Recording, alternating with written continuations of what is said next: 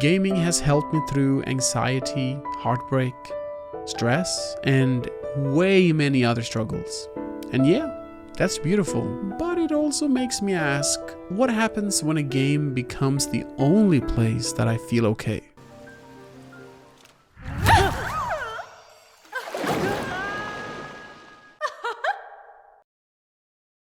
I started to notice that I wasn't using games to feel better.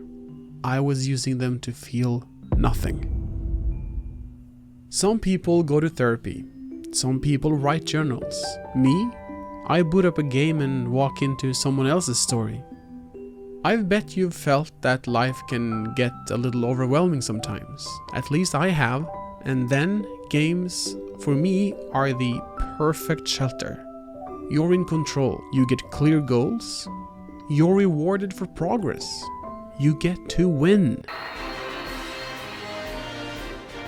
Games give you a world where your problems have rules, where pain has meaning, where everything matters. And that comes off as something very powerful, something that's very comforting, and to be honest, it's very addictive.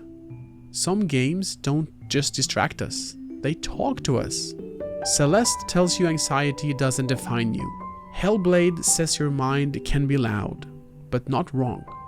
The Last of Us forces you to sit in grief.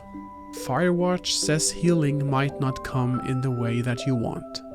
I've admit that I've cried in games more than I have in real life, because they create safe space for emotions we otherwise lock away. And I think that while we are experiencing something very traumatic to us in a video game, where it's a safe space to be, we might let out emotions that we have been tucking away in real life.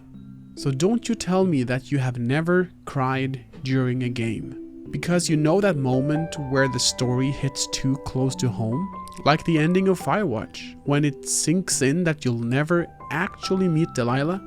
It's that gut punch of heartbreak, the realization that someone you cared for deeply is gone for good, and even worse, they've moved on with someone else, and that you will never see them or hold them close to you ever again. Or something like that, but I wouldn't know. I for sure never experienced something like that. I'm good, bro. But here's the part that I don't like admitting. Sometimes I use games to avoid healing, not to help it. When I'm sad or struggle with something, I don't talk to anyone.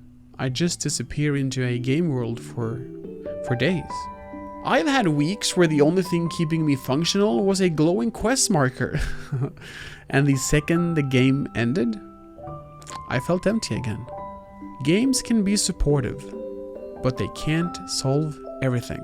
They're like a bandage, but they're not surgery. There is a thin line between taking a break and running away. Escapism gives you a breather. Avoidance just delays the collapse. Games don't ask questions. They don't challenge your real-life beliefs. They let you mute the world. That's comforting. Until it isn't. I started to notice that I wasn't using games to feel better. I was using them to feel nothing. But I'm not here to tell you to stop gaming. I never will. Gaming has saved me more than once. But I've learned to treat games more like medicine.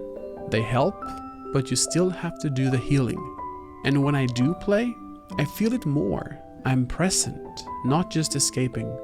I'm connecting. So yeah, gaming has been my therapist. But I'm finally realizing that it's okay to ask for more. If you're watching this and you're struggling, you're not alone. Games are powerful, but so are you.